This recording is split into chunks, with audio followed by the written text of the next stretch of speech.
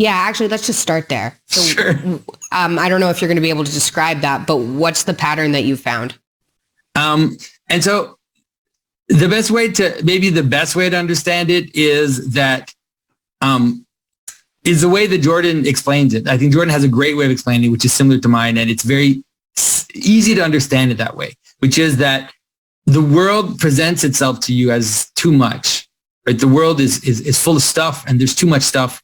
And everything that you perceive has an indefinite amount of detail. And that detail has, it's infinite detail all the way down, right?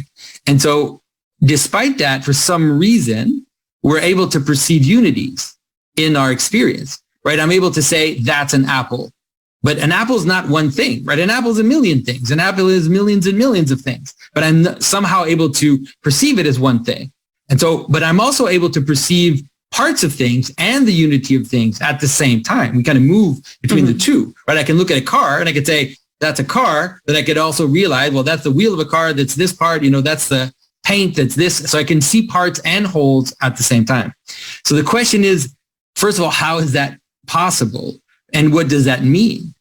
And so we have a capacity to compress reality into unities.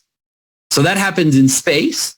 It happens with objects, but it also happens in time, right? Because time also presents itself to us as an infinite amount. Like, think about all the things that are happening around you right now at this moment, right? There are millions of things happening, but you somehow are able to focus your attention. And then you're also capable of stringing together elements to create a story, to create a connection between different aspects of what's going on. And so that's not arbitrary. That has a pattern. So there's a way in which we are able to recognize that certain events go together and we can recount them as going together. And like I said, it's not arbitrary. So once you start to see it, you realize that, for example, in the Bible, in Genesis, what it's describing as it's describing the creation of the world is something like that. It's something which is helping you experience and delve into the way in which identities exist. And it takes all kinds of forms in different spheres. But let's say in a story, it's usually just like a story has a basic pattern, usually, which is something like you have a beginning point, you have a problem, and then you have a resolution. That's basically every single story is something like that. And then you can play with that, right? You could fail to have a resolution, or you could kind of play with it, but that's the basic pattern.